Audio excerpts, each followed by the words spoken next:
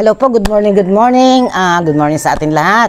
Ngayon po, samahan niyo ako, magluluto tayo ng pork papaya. Pork papaya ala tinola style. Ganon. Mamaya makikita niyo kung bakit ko tinawag na ganon. Yan. Una po, maglagay tayo ng mantika.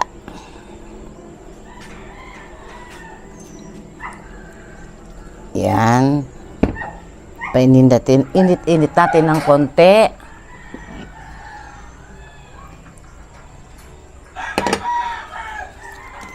Ilagay po natin yung luya. Yan.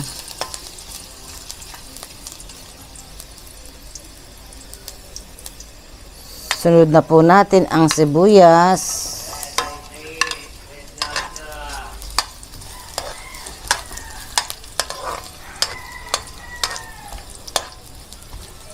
Ang bango.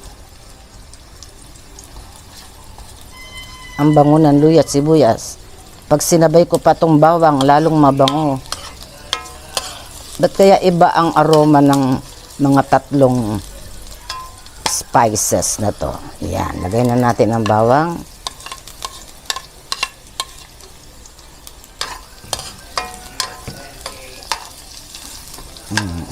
Kita nyo na, sabi na eh. Pag pinagsama-sama yan, tatlo na yan. Ang sarap amuyin. Sunod po natin ang ating pork. Ayan. Na pinutol po ng cubes. Ayan. Ating sangkutsahin, maigi.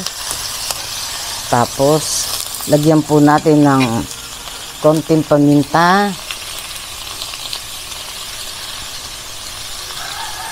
Yan. At konting asin dahil mamaya titimplahan po natin siya ng patis. Yan.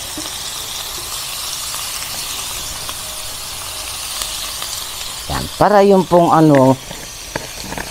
alat niya manuot na sa ating pork. Yan. Isang kutsa po natin. Yan po natin mag-brown ang ating pork. Lagyan po natin ng chili oil. Konti lang po at baka depende sa panlasa ninyo kung gusto nyo ng sobrang anghang. Tayo, konti lang po ilalagay natin yan. Kasi ayoko nang masyadong maanghang. Kayo, kung mahilig kayo sa maanghang, go. Yan, haluin natin.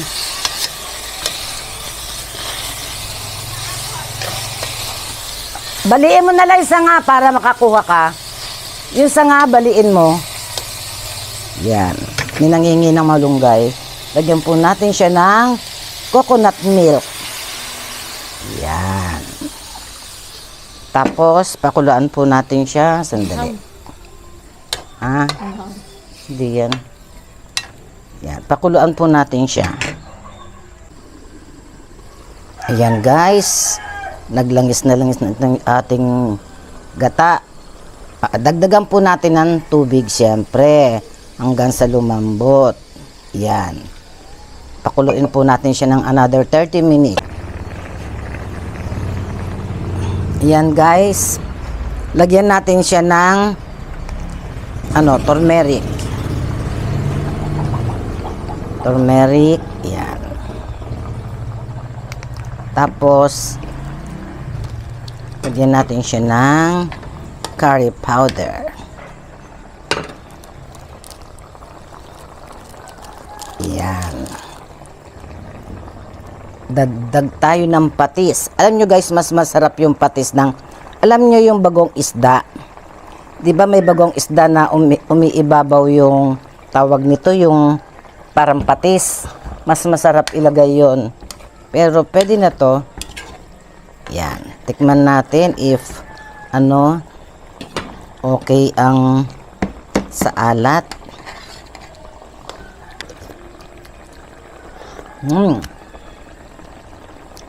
Sarap. Wow. Tama na siguro alat nun. Ilagay na po natin ang papaya. Yan. Papaya pork with a twist. Bahala na kayo kung anong gusto nyong itawag sa ganitong luto, pero napakasarap po. I-try ninyo. Sabaw pa lang, masarap na. Sauce pa lang niya, sarap talaga. Yan. Palambutin lang po natin yung papaya. Yan. Ayan, pwede na. Ilagay na po natin ang dahon sili. Yan. Talagang hindi ko alam kung anong tawag dyan, pero masarap siya.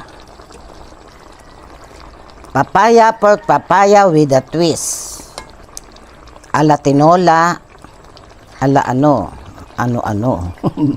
Masarap guys. Try ninyo. Yan. Yan, tama lang. Konting kulo pa yan. Ay, ayos na. Ayan guys, kain na po tayo. Tikman natin ang ating niluto. Siguro itong luto na to, siyempre hindi ko alam. Lutong Thai. Yan. Mga sa Thai, mahilig sila ganyan. Nagkuha ko ng ekstrang sabaw. Yan. Sarap.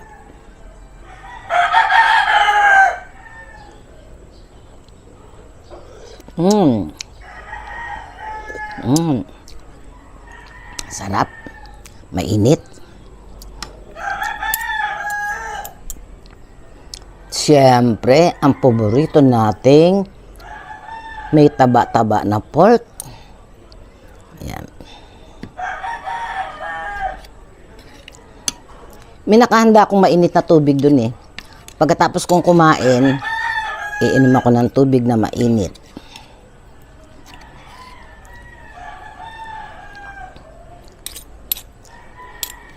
Ay, kunin ko nga itong ano. Yan.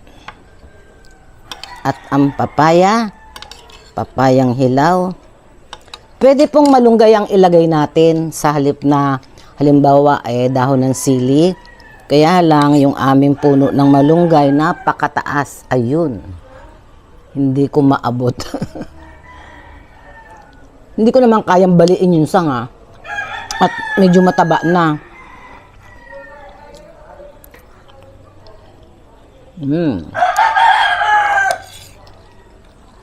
Sarap talaga.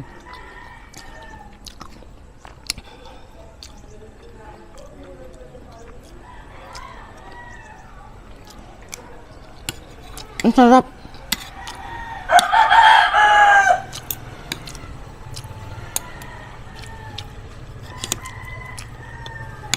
Ano ba tawag dito sa luto na to?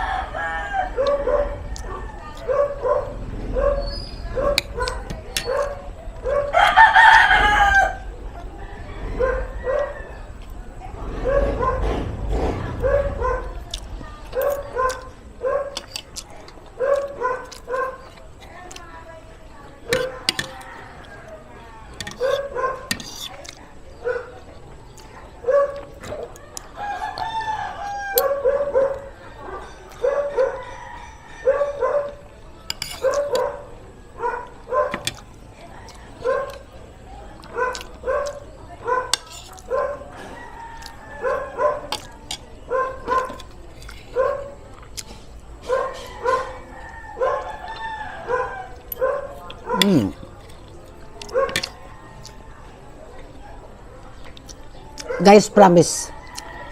Pwede nyong gayahin. Hindi kayo mapapahiya. Masarap talaga.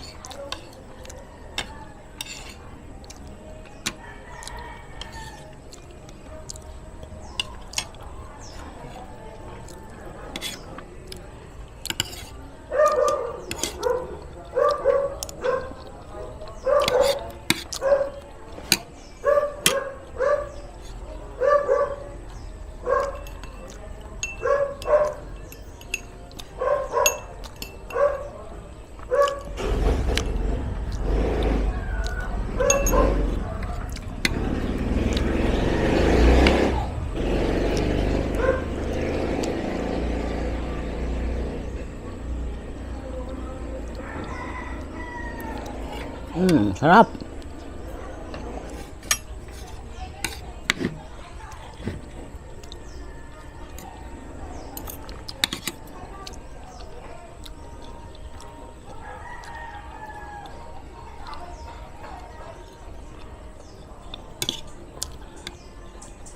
Mga tayo mahilig sa ganyan luto eh. Yung may kung ano-anong spices na nilalagay. Pero sarap ah.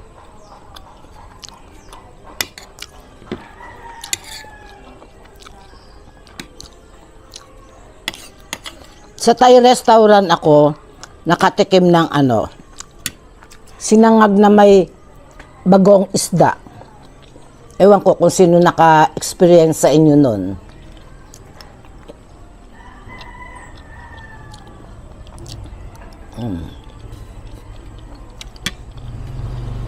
Nung nasa Philam Live kasi ako, yung manager ko, naglibre sa amin sa Thai restaurant dyan sa may Shangri-La Plaza sa may EDSA, yan. Thai restaurant kami. Nung papadating yung sinangag, sabi ko, ano yun? Parang mabaho na parang masarap ang amoy. Yung pala fried rice. Hindi ko pa nga nagagaya yun eh. Minsan nga itry ko.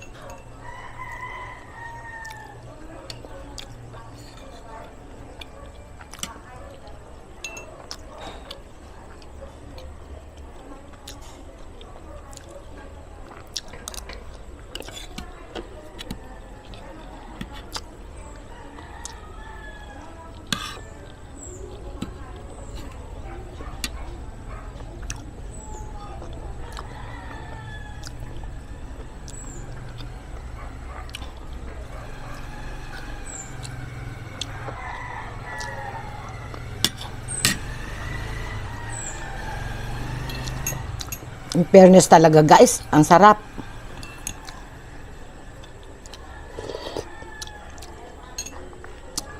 Ayan, tapos na. Hindi ko na ubos, mamaya. Tikim-tikim lang naman tayo ngayon. Kumain ako ng kaya konti lang nakain ko ngayon. Yung suman na kamoting kahoy, yan. Nabusog ako. Okay na to.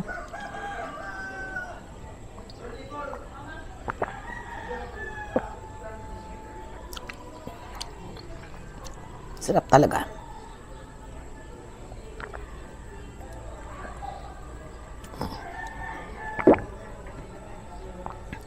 Ayan. Nabusog ako lalo. Naubos ko yung tubig, lalo ako nabusog. Ayan, maraming salamat po sa ating lahat.